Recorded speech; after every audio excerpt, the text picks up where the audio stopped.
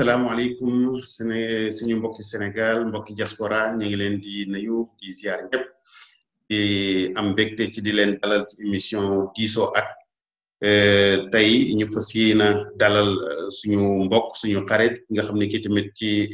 association diisoo moom lañ dénk lépp lu jëm ci wàllu immigration ak renforcement des capacités muy maître Mamadou Tall lépp nag ci taataan xam-xamu ñi am pour jottali ko ñi nga xam ne ñi seen xam dese naa mat tey ñu fas yéene waxtaanee du am solo loo xam ne li tey yaakaar naa ne ci Italie immigré yëpp tey ñu ngi ci wax muy régularisation monsieur Tall ñu bàyyi la nga nuyoo balaa ñu commencé question yi. waaw asalaamaaleykum donc Adama maa ngi lay nuyu di la sant di nuyu groupe diisoo bi yëpp di wax ne vraiment am naa plaisir tey ñu dalal ma tey ci numéro bi vraiment pour ñu waxtaanee loo xam ne li jëm ci affaire immigration. jërëjëf maître Tall bu ñu waxee régularisation baatu régularisation te mu nekk tey ci décret biñ ci Italie bi ñu tuddee rilancio baatu régularisation boobu lan la ëmb. voilà donc xam nga régularisation moom donc suñ ko doon ñëw indi ci français day mooy régularisation donc régularisation toujours day nekk une situation bu nga xam ne dafa nekkoon une situation irrégulière pour ne pas se répéter loo xam ne dafa nekkutoon ci yoon ñu bëgg koo teg ci yoon donc loolu moo indi régularisation bi parce que dañu gisoon ay situation yoo xam ne daf fi nekk yoo xam ne teguwut ci yoon maanaam yoon laluwut ci yoon ñu bëgg ñëw nag pour génnee loolu teg ko ci yoon moo indi donc baatu régularisation boobu. ci yan anam lañ gis loo xam ne li irrégularité amoon na ci ñu bëgg ko régulariser. voilà donc xam nga dafa am lu ñu tuddee toujours le travail noir léegi loolu dafay feeñ surtout ci champs yi moom la ñuy wax campo yi ci champs yi. fii en Italie parce que souvent gars yi dañuy jël ay nit mais du leen jël en règle da leen di jël au noir bu ko defee loolu ñoom dañuy échapper au fisc su ko defee ñoom duñ fayal gars yi ay fisc te aussi laboratoire bi liñ ko travailleur bi liñ ko waroon a fay duñ ko fay te travailleur bi du am benn sécurité benn garantie par exemple en cas de maladie ak yeneen yu koy mën a dal du ci mën a am benn garantie ndaxte feeñul fenn amul kayit fenn loolu tamit aussi dina am ci kër yi. ñi nga xam ne par exemple dañuy soxla ay nit di leen liggéeyloo ci kër yi soit dañu leen teel seeni parents wala dañu leen di jël comme ñuy liggéey comme boy ci kër yi ñooñu tim du leen régulariser maanaam defal leen des contrats réguliers contrats yoo xam ne dafay respecter convention collective du travail nga xam ne ak yelleefu travailleur bépp daf ciy nekk mais aussi état bi tam aussi da ci xam ne li nga xam ne mooy wàllu état bi muy fisc bi ak impôts yi dañ ko war a fay. léegi loolu ci wàllu liggéeykat yi la. waaye lan moo tax kon ñuy wax ci affaire immigration bi tamit maanaam immigré yi tamit yaakaar naa am na pàcc boo xam ne bii ñoom la concerné.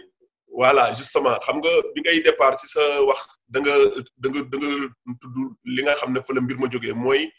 décret de rilancio bi donc Italie ba mu jógee ci bi njëkkee ci mbas mi ñu ne ci phase 2 boo nga xam ne donc déconfinement bi dafa am gouvernement bi dafa jël le 13 mai dafa voté le 13 mai benn décret de rilancio boo xam ne mu daal di jël 55 milliards bi daal di koy jagleel na lii pour dimbale imprese yi ak famille yi la def ko ci économie bi la ci kaw loolu aussi ci la ne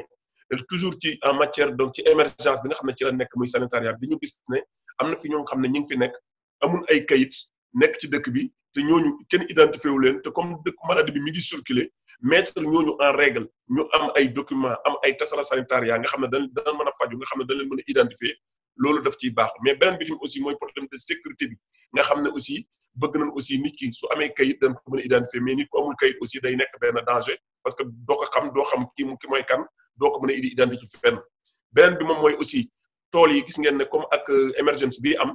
tool yi dañoo gis ne dañ daan def ay dëkkatu flux ay nit di ñëw di liggéey si ci tool yi mais ñooñu ak frontières yi ñu tëj kenn mënut a ñëw donc loolu tim bokk na li nga xam ne moom moo waral tey ñu toll ci situation bi ñu voté loi boobu parce que de sanatoria bi régularisation bi comme ni ñu koy waxee dafa bokk ci 9 mesures yi nga xam ne moom leen jël yu bokk ci décret du rilancio bi parce que ab paquet la quoi. jërëjëf mais est-ce que yoon bi régularisation bi daa mel ni comme yu fi faroon na am ndax dañ ko ubbi ci secteur yëpp wala dafa am ay secteurs yu mu concerne. voilà donc régularisation bi dafa particulière ci ñaari aspect donc comme yi fi mujjoon a wees comme régulation yi fi mujjoon a am bii dañ ko jagleel ay secteur bien défini muy secteur bi nga xam ne moo jëm ci famille ak bi nga xam ne moo jëm ci agriculture ñaari secteur yooyu lañ ko jagleel donc yéen secteurs yi concerné wu leen d'ailleurs sax gars yi defoon nañ ci ay amendement keroog vendredi benn association bu tudd Héros Straniero mu defoon benn amendement au niveau du parlement pour bëggoon ñu alargaare ko maanaam ñu yaatal ko ba nga yëpp bokk si mais gars yi dañ ko boccaare dañ ko rejeté na ko non secteur yi ñu wax la trois secteurs yi rek moom la ñu wax mooy secteur donc agricole bi ak assistante à la famille ak soutien à la famille mooy colf bi ak badante bi mooy domestique mooy colf bi donc assistante à la famille assistante donc à la famille moom mooy donc à la personne moom mooy badante bi jeex na ñetti secteurs yooyu lañ ko ubbi donc yenn secteurs yi bokkuñ ci quoi. donc agriculture bi dañ ko dem en terme général maanaam. càmm geeg très bien. agriculture bi Adama dafa gën a yaatu parce que dafa am agriculture am na élevage am na pêche am na zootechnique am na donc ak yeneen activité connexes yi yoo xam ne yëpp dafa bokk ci donc dafa yaatu xam nga li ñuy wax ne donc mbay ak càmm boole ci pêche xam nga day gën a yaatu parce que am na activité yu bëri yoo xam ne dafa dépendre dem nañ sax même bi ne chauffeur bi nga xam ne sax dafay ñëw ci tool bi ñu sarcel ko tomate ji wala pomme ji yooyu yëpp bokk na ci agriculture dañ koy boole ci secteur agricole bi dana dem même ba ci transformation bi yëpp ñoom daal lépp daal loo xam ne connecté na ci affaire bi rek ñu ne ñooñu bokk nañ ci quoi donc dafa yaatu. jërëjëf léegi ci maanaam décret boobu maanaam régularisation bi kañ ba kañ lay am. voilà xam nga li ma comme ni ma la expliqué loon au début ci commencement bi xam nga neewoon naa la dafa nekk ci benn ab paquet la ñu tuddee ko décret rilancio mais ba décret rilancio bi amee ba pare dañoo def nag benn décret attuativa benn décret boo xam ne nag mu mooy ñëw spécifiquement pour lu jëm ci régularisation bi décret boobu nag moom moo génn le 29 bi vendredi bi passé moo génn le 29 bi passé moom moo dikk nag daal na léegi nag régler affaire bi daal ne voilà nii la procédure bi nii lay demee ñi la concerné ñi ñoo ko war a dugal ki ko war a dugal yan réquisites yi lii mooy conditions yi yéen ko tegal yi donc soo bëggee ma dugg ci yooyu donc mooy ne léegi ki nga xam ne moom moo war a dugal moom mooy kan dañoo jël ñaar bi régulation bi dafa am benn particularité moo di ne bu njëkk d'acteur de laboratoire bi rek maanaam employeur bi rek moo doon jël su ko defee mooy jël régulariser laboratoire bi mais bii dañ cee boole beneen canal boo xam ne mooy ñi nga xam ne seen permis de séjour dafa jeexoon le 31 octobre à partir du 31 octobre ba ñu jëm si ñii te ñooñu amul woon possibilité renouveler ko woon te loolu tamit Adama dama ciy leeral pourquoi le 31 octobre jëloon date bi rek de manière gratuite noonu parce que xam nga ne fii ci norme bi en matière d'immigration en matière de permis de séjour su dañuy wax ne bu desee 2 mois 60 jours mën nga ko renouveler mais bu demee ba jeex 60 jours aussi mën nga ko renouveler donc ñoom dañoo jàpp ne ku nga xam ne sa permis de séjour dafa escadré woon à partir du 31 octobre normalement balaa 31 décembre date limite war nga ko mën a renouveler donc nag comme renouveler woo ko mooy wan na yow da ngaa amoo possibilité nga renouveler ko parce que déjà boo jógee bu jeexee 31 octobre am na 30 novembre am na 31 décembre muy deux meses yi 60 journées yi nga xam ne moom la loi bi la may na waroo koo passé te renouveler ce séjour moo tax nag mu ne ñi nga xam ne ñooñu la concerné ça veut dire que ñooñu amuloon possibilité de renouveler seen séjour ñooñu ñu ne leen mën nañoo ñëw au niveau de la questura demander benn séjour temporel de 6 meses yi séjour temporel boo xam ne Italie rek moom lay yem séjour boo xam ne pour rek ñu wuti ci liggéey la suñu amee liggéey nag buñu dikkee dañ leen ko defal séjour lavoro subordinato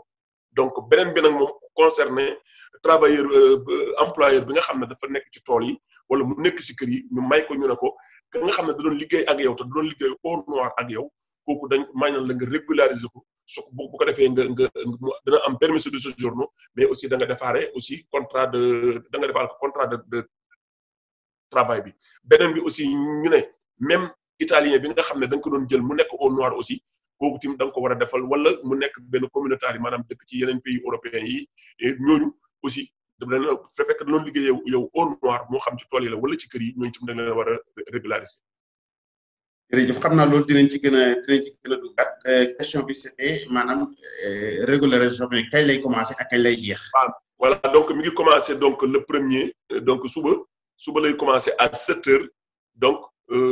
dafa am benn portail donc ñaar ñi nga xam ne mooy li ma la wax ñi nga xam ne seen séjour dafa jeex la 31 octobre te xam ne ñoom dañoo war a dem caisse SURA pour demander benn séjour temporaire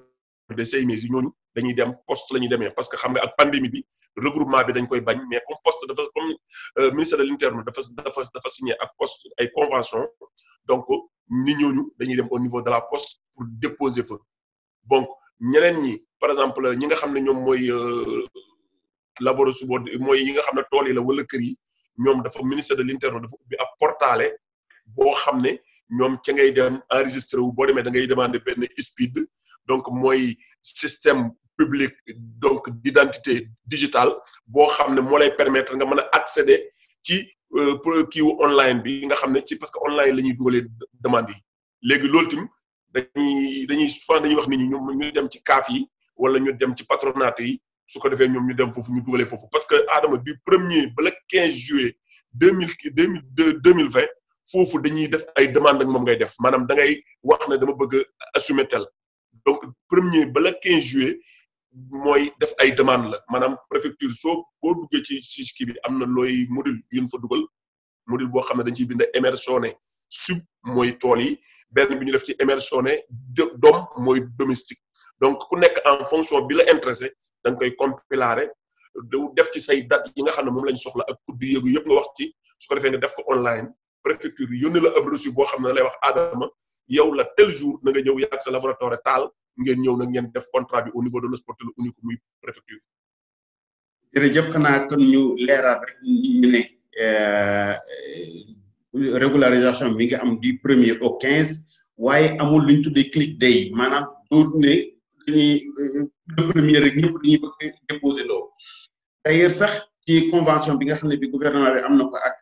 poste yi ñu tuddee ko Sportello Amico ñi nga xam ne le 1er juin ni altine ñi nga xam ni ñoom la seen sant commencé par A ak B ñoom ñooy war a dem déposer le 3 juin di mercredi ñi seen sant commencé par C le 4 juin D ba E le vendredi 5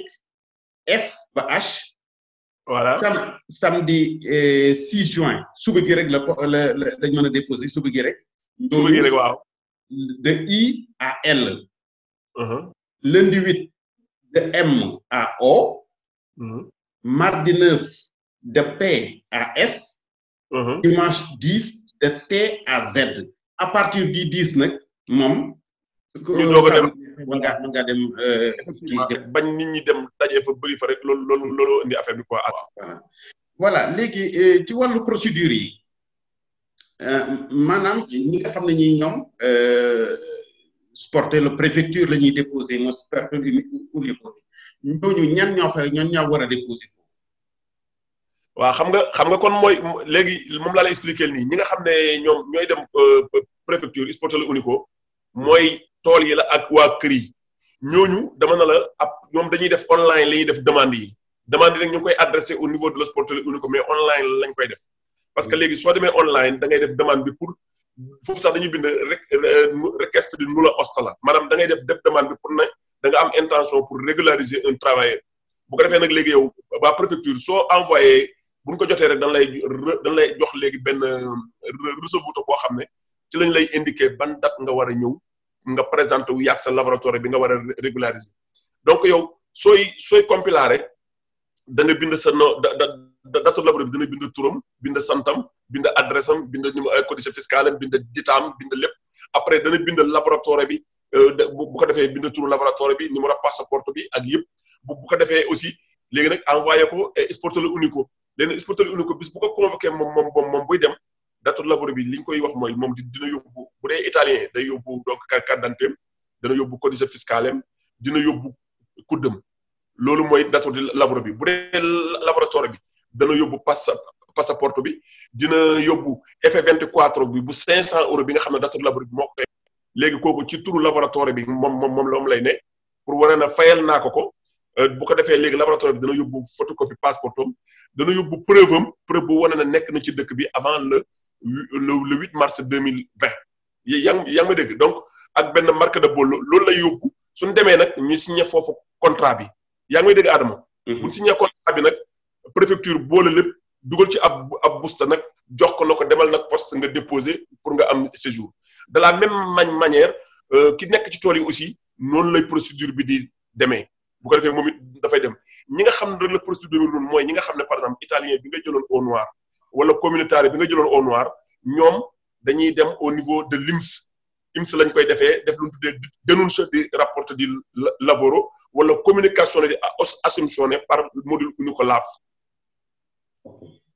voilà léegi ci wàllu woowu maanaam dañuy dem ci preuve yi c'est important ñu wax ci nit ki yan preuve la war a indi pour mën a déposer wane ne effectivement date yooyu ñuy wax fekk na la ci réew mi. exactement donc preuve yi dañuy wax ne mën nañ ko nit ki donc da nga war a ne ci dëkk bi avant le 8 mars 2020 mais aussi waroo génn dëkk bi donc léegi ñu ne preuve yi soit nit ki mësoon na fi jël empreinte xam nga loolu moom déjà police déjà moom day am déjà empreinte yi soit ñu contrôler fi woon wala ñu am loo xew ñu contrôler ba jël say empreinte wala ñu ne nga am lu ñu tuddee déclaration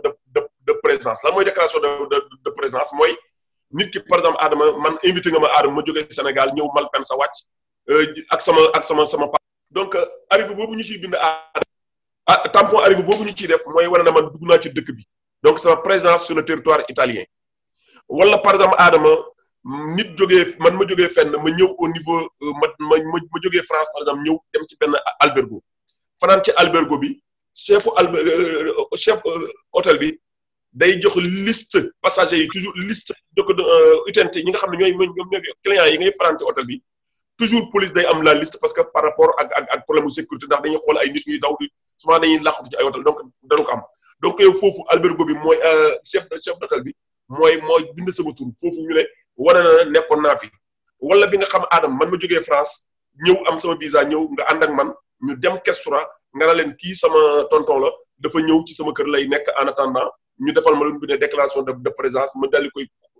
copier loolu mooy déclaration de présence beneen bi ñu ne aussi su fekkee ne yow am nga bépp document boo xam ne organisme public yu Italie organisme public rek moom moo la koy jox donc boobu mën nga ci bokk ay document pronto soccorso Adama wala ñu ne la ay abonnement train wala car mais abonnement bi nga xam ne day am sa photo nag la ñuy wax xamul na la léegi aussi Adama foofu mën naa la ci dugal aussi par exemple sénégalais bi amul passeport bu ñu defalee au niveau du consulat de Milan wala de Livorno wala de Rome avec xam nga comme dañu ci bind na fait à Rome wala fait à Milan te mu nekk un document officiel parce que passeport xam nga document officiel la kooku mën na servir de preuve xam nga li ma la wax yooyu daal mooy xeetu preuve yi nga xam ne wax nañ que ñoom daal li ñu préciser rek daal ne bépp document boo xam ne c'est dañ ko relâché ki ko relâché mooy une autorité donc publique donc loolu voilà. mais léegi ci wàllu liggéey bi. ndax obligatoirement nit ki dafa waroon a liggéey ci secteur yooyu ñu wax pour mën a déposer wala bu fekkee ne musu cee liggéey waaye am na ko ñu mën a defal contrat aussi est-ce que kooku mën naa déposer moom tamit. voilà xam nga foofu Adama xam nga boo dégg xam nga immersion de lavoro nero la affaire bi tudd. donc yow Adama moo xam ki ci kër gi la moo xam ki ci tool bi yow ki ngay jël mu lay liggéeyal yoon day jàpp ne dafa la doon liggéeyal au noir nga war ko régulariser génne ko ci noir bi mu doon liggéey ak yow comprendre nga li ma expliqué mais loolu xam nga du lu ñuy démontrer parce que amul justification parce que soo ma jëlee ma lay liggéeyal au noir xam nga dara mu am pay wala dama doon liggéeyal au noir donc léegi Adama donc bu ko defee comme li ma la comme li may wax ñu ne yow Adama mën nga jël nit par exemple yow ki ngay jël toujours ñoom dañuy jàpp ne dafa mel ni da doon liggéey ak yow au noir nga di ko régulariser yaa ngi may dégg mais ci tool yi wax nañ ñi yor tool yi na leen yéen am ngeen possibilité ngeen régulariser ko nga xam ne musta liggéey ak yéen comme man ngeen régulariser koo xam ne doon na liggéey ak yéen au noir donc pour ma répondre sa question bi. alors léegi ñu jëm ci kaw ñi nga xam ne ñii dañ fi nekkoon maanaam ay réfugiés la ñu. asilante yi waaw. asilo politique ñi nga xam ne ñi par exemple dañ leen joxoon amaguñu woon séjour ay cëddalu yi ne rek lañ leen joxoon yoo xam ne 6 mois la doon durer mais ñooñu ci ban situation lañ mën a nekk mën a profité ci régularisation bi. voilà xam nga Adama distingué woon naa la benn cas boo xam ne dama ne la ñi nga xam ne seen permis de séjour nag dafa jeex te mënuñ ko woon a renouveler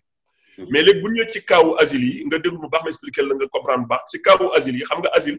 soo ñëwee nga def demande asile politique donc demagoo commission dañuy jël cas yi ñaari cas yi demagoo commission mais def nga demande bi ba nga defee demande bi ñëw nga questura ban dan jox la permis de séjour bu 6 mois yi en attendant nga war a dem commission ñu la ak permis boobu yow mën nga ci liggéey permettre na nga liggéey si donc la mi ngi liggéey ak permis boobu kooku si régularisation boobu pour mu mën a régulariser wu dafay renoncer ci permis day renoncer ci asile bi dafay bind parce que boo leen li ma lay wax ne ñoom ñu ngi may déglu ñi bëri booy demander asile politique dañuy séquestrer sa passeport de tout pays police daf koy téye parce que yow li la indi mooy da nga ñëw na sama pays dañ ma doon bu ndaxatal dañ ma doon bëgg a rey wala dañ ma doon bëgg a nangam donc yow da ngay demander une protection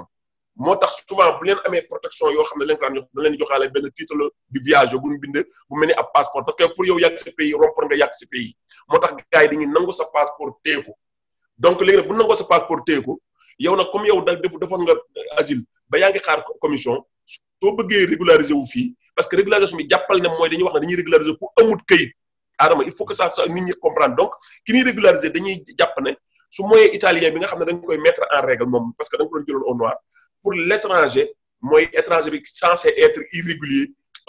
amul kayit ci dëkk bi moo tax kooku ñu war ko régulariser donc mënoon na yow déposer nga asile ba pare di xaar commission sa passeport ñu séquestré fa nga da ngay dem ñu dul régulariser loolu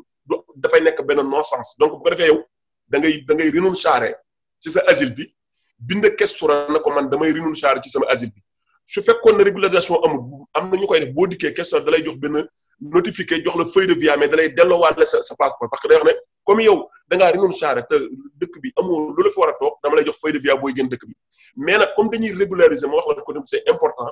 dañuy suspendre toute procédure yu nga xam ne pénal la en matière donc d'irrégularité sur le territoire parce que dañu war a régulariser nit ñi donc loolu dañ koy suspendre bu ko defee Adama boo renoncer question da lay woo boo ñëwee mu defal la mu daal lay defal décharge delloo la sa passeport xam nga léegi yow Adama renoncer nga sa asile jox man la sa passeport léegi nag Adama on te considère comme soit quelqu'un qui est donc irrégulier parce que irrégulier nga ndax amoon nga permis de séjour non irrégulier dañ lay considérer parce que yow asile ba moom génn nga ci boo génn ci asile ba permis ba dañ koy archivier yaa ngi may dégg cette personne là libre na pour ñu mën ko jël ndax amul kayit donc war nañ ko jël bu ko defee moom day am preuve comme moom doom déposé na fi ba asile mais asile ba mujjul antu muy premier cas bi deuxième cas bi mooy ki nga xam ne dem na commission am na négatif mais deful recours kooku su demee commission deful recours parce que boo defee commission boo ñëwee am négatif toujours aussi question déjà boo amoon séjour da koy séquestrer da koy jël parce que dañ koy archivier parce que séjour ba validité mi ngi dépendre ci baa ngay dem commission ñu xool ban résultat nga fay am dem nga commission bi jox na la négatif soo dikkee dañ lay ci notification bi lay jox pour la jox la dañ la refuser sa protection dañ ciy bind am nga 2 mois pour nga def recours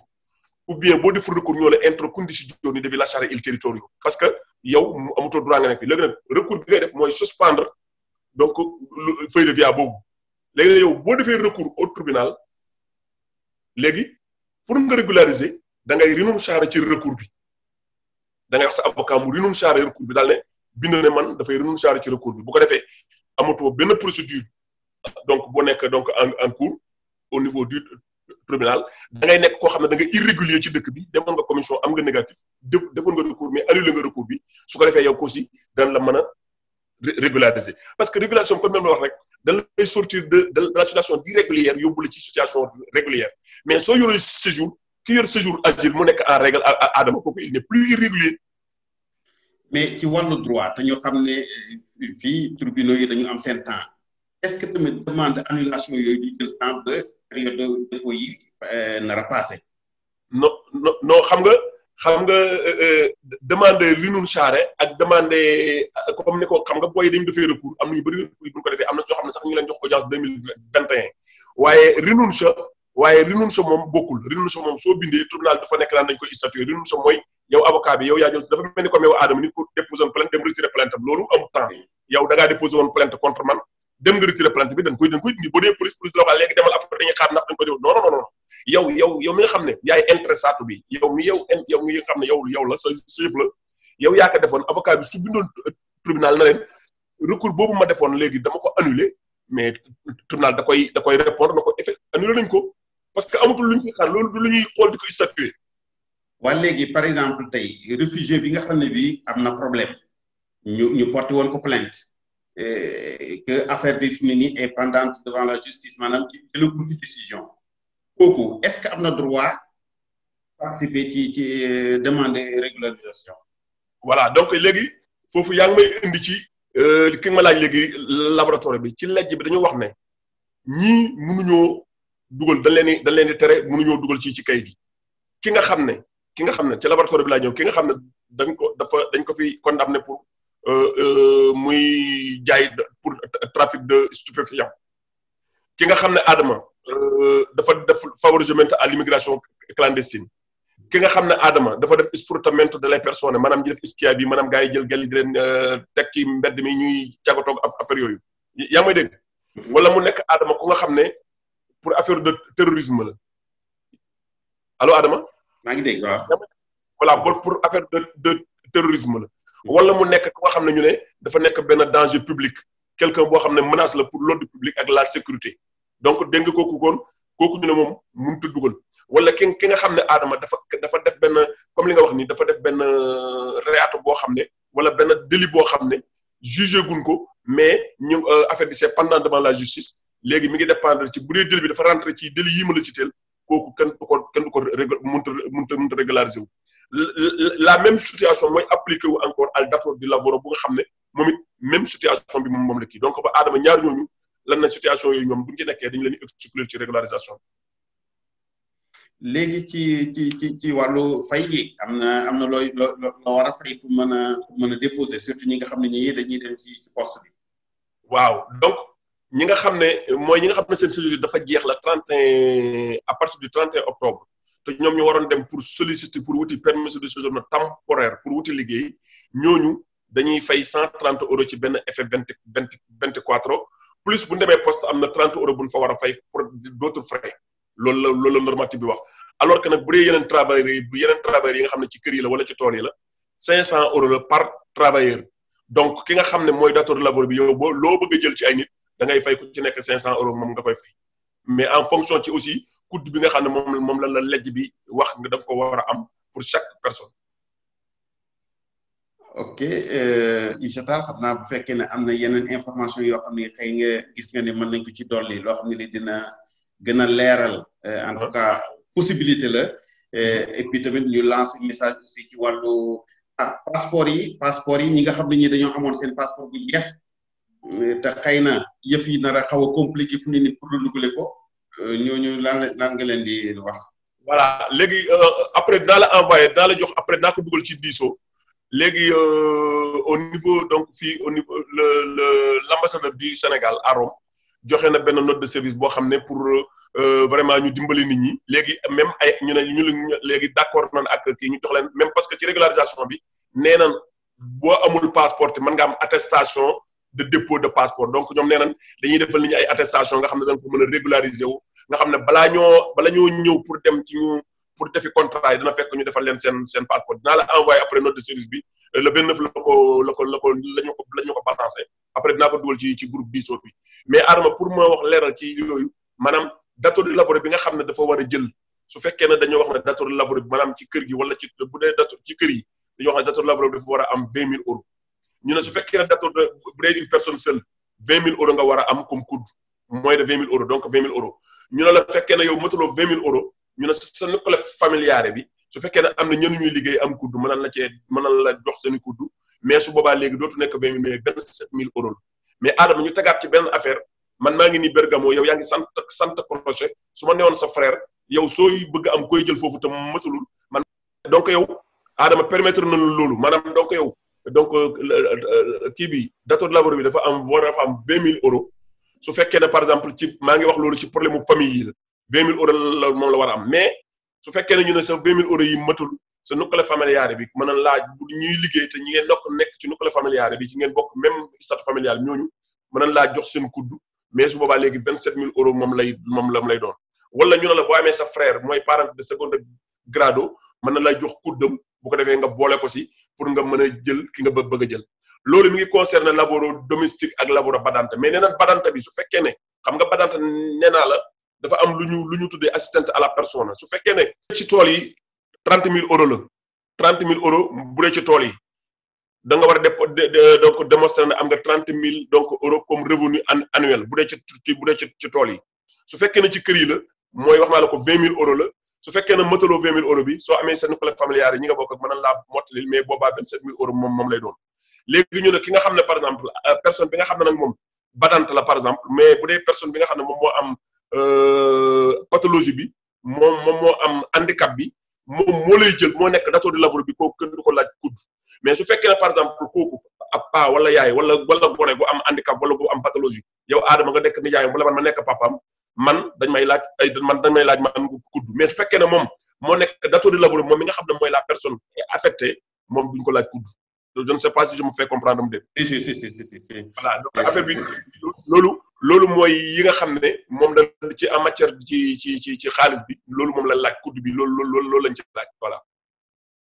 léegi yaakaar naa ne ñuy def léegi appel ci suñu mbokk sénégalais yi ñi nga xam ne wax dëgg yàlla am nañ possibilité jàppale suñu mbokk sénégalais après boobu lan lay fan koy jëmale yow. voilà donc xam nga Adama en général ci régularisation yi rek toujours da ngay gis ne nit ñi day am toujours des gens mal intentionnés da ngay gis toujours ay nit dañuy wax ne waaw man soo ma fayee man mën na la dugalal mais xam nga Adama nit koo xam ne dafa soxla kayit munoo ko man léeg-léeg dañ may woo naan ma grand dafa am ku ne man naa ko fay mais xam nga man mënu ma la wax ne parce que fay amu ci waaye nag comme nit ki dafa la wax man danga may fay pour ma dugalal la xam nga koo nag bul ko fay boo ëllëgee mu ñàkk kayit mu ne grand bi tax aw ma kayit donc man li may wax rek mooy Adama comme yow munoo def ngir yàlla nit ki munoo def ngir yàlla yow da nga naan da ngaa bëgg ñu fay la pour nga def am nga say raison fexeel ba li nga séq ak waa ji rek nga vraiment nga respecté ko comme fay na la vraiment it la mu bëgg rek mooy demal nga signal ko contrat ba mu am kayit parce que loolu tax mu jox la xaalisam pour nga di ko nax mais beneen versant bi tim Adama mooy man su ma Adama jëlee même su ma laajee xaalis bu ma jëlee su mu ne ma nag mais nag dama lay laaj nangam mais duma la boo gisee laajuma la nangam mooy li ci des mooy bu contributi yi ñëwee yow yaa koy fay may taal naa gores bu contributi yi ñëwee ma fay ko parce que contributi yi day ñëw au nom de Adama la datoo di lavoro Adama bu ëllëgee mu bëgg a dugal association familiale wala bëggal dara im sa na ko non da nga fi jëloon un travailleur bu tudd taal fooyloo ko woon ay contributi dañ ko siy jël parce que nguur soo ko yoralee xaalis mu am sa xaalis bu la war a jox mais dafay jël xaalisam bopp pare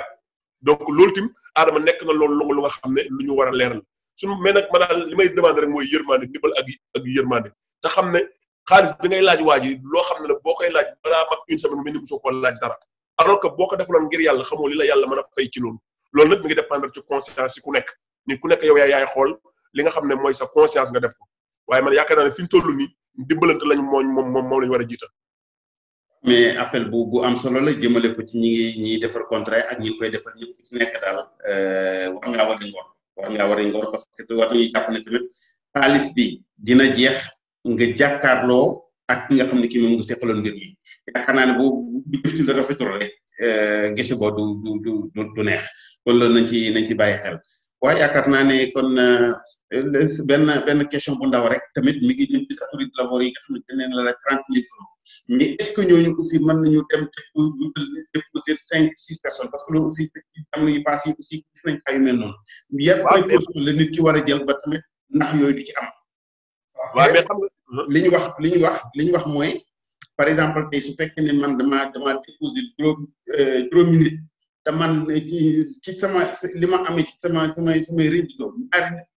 laa war a mën a déposer dañ ne ñaar ñi nga njëkk a déposer la ñuy jox ñeneen ñi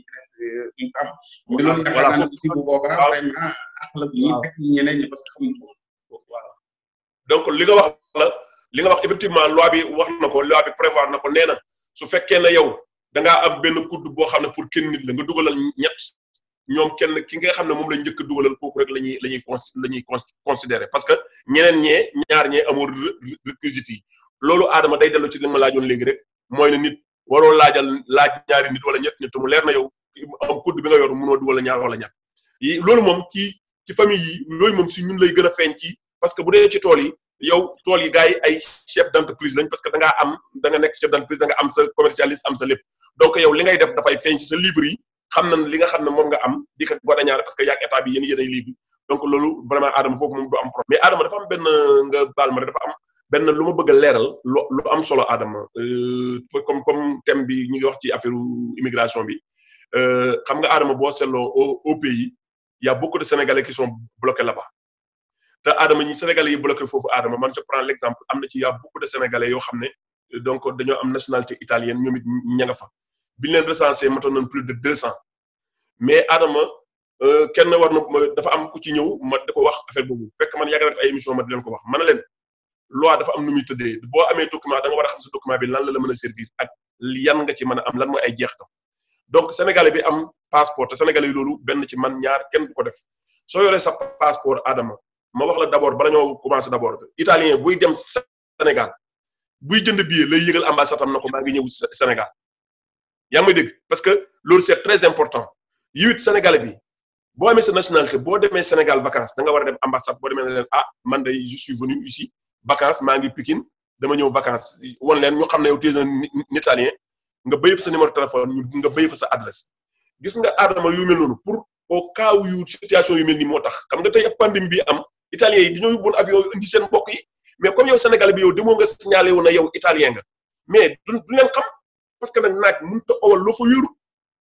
donc su ko defee loolu ça n'a rien à voir ak dem di inscrire AR bi maanaam anagraphe des italiens résidents à l'extérieur loolu mooy ki nga xam ne da nga dem pour installer wu au Sénégal nga xam ne boo demee di installer wu da nga xam ne léegi man dama ñëw installer wu Sénégal dama ñibbisi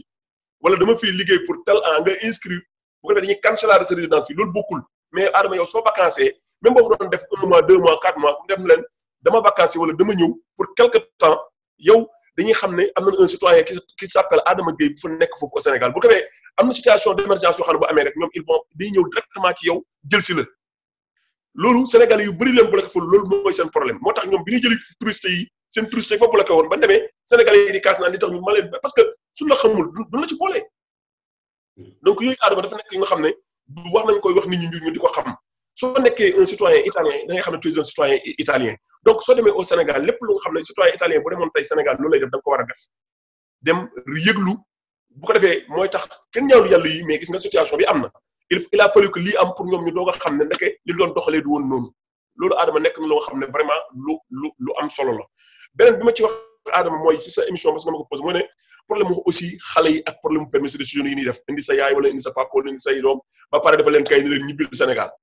Adama yooyu maa lay wax na la ñu bëri après dañuy perte seen titres yi parce que da ngay dem def fa plus de 2 ans boo ñëwee ñu xam ne yow séjour nouveau ci territoire bi dañ koy nangu parce que dafa am ay absence yu ñu toléré absence bi dañuy wax ne yi ci gën a bëri warul passer plus de un an nga def ko fóori alors que am na ñoo xam ne da ngay am sa yaay nga defal ko 5 ans parce que am nga nationalité defal sa yaay mu am 4 ou 5 ans mu dem Sénégal toog fa 2 ans ñëw nga ne mu ñëw fii ci dëkk jël si waat nga ne da koy bëgg a ajourner fekk ne c'est moo ñëw ñu nangu ko parce que dañuy wax ne nekku fi nga nekk daan gars yi dañoo bon ak dañoo nangam fekk ne vraiment titre bi ñu lay jox c'est pas un titre pour être au Sénégal mais pour être ici parce que dañoo wax ne permis de séjour mais c'est sur le territoire italien voilà. jërëjëf monsieur Tall xam naa kon léegi li ñuy mujjee rek mooy ñi nga xam ne ñi peut-être demande bi régularisation bi danañ ko essayer defal ko seen bopp wala ñu di ko defal à travers keneen defal leen ko foofu tamit yan précaution la ñu mën a jël ba nga xam ne bi vraiment sa compilation doo ci am erreur boo xam ne bi ëllëg mën na laa yàqal aussi sa demande. voilà xam nga yooyu yëpp yaa ngi wax ju am solo moo tax souvent may wax ne xëy na Adama ñi nga xam ne am nañ habitude parce que comme ñaari régularisation comme ay régularisation jaaroon na fi 2002 2009 2012 ku mel ni yow wala keneen donc nga xam ne gars yi ñoom xam nañ système bi ñuy fonctionner xam nañ ay demande online xam nañ ni ñuy compiler xam nañ yëpp parce que yàlla site bu ministère bi joxe ñooñu duñ war a am problème kii bu nar ci am problème mooy ku nga xam ne yow da nga koy essayer defal sa bopp te mosoo koo def donc man kooku li ma koy conseiller mooy na dem gis ku nga xam ne xam na si dara mu ñëw ak moom toog ak moom di ko expliquer nga xam ne nga bañ a juum parce que def ci ay dates yoo xam ne boo ëllëgee parce que li ngay def bu ëllëgee boo demee fële yooyu da nga ko war a indi donc soo demee ne am naa 20 000 euros wala am naa 27 000 euros nga ñëw foofu ñu ne la ana kudd bi nga joxe kudd boo xam ne matul bon tu vois te Adama wax nañ ne su fekkee ne la demande n'est pas allée à bon fine bu dee régularisation bi jarul bon fine la nga ca la kenn du la rembourser dara da ngay perdre lépp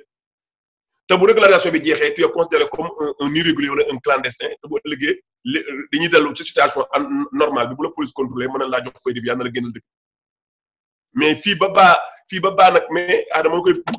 préciser fii affaire bi nekkul fii ba bàyyi la 15 juillet rek la affaire bi non ba bàyyi régularisation bi di jeex parce que police du xam ku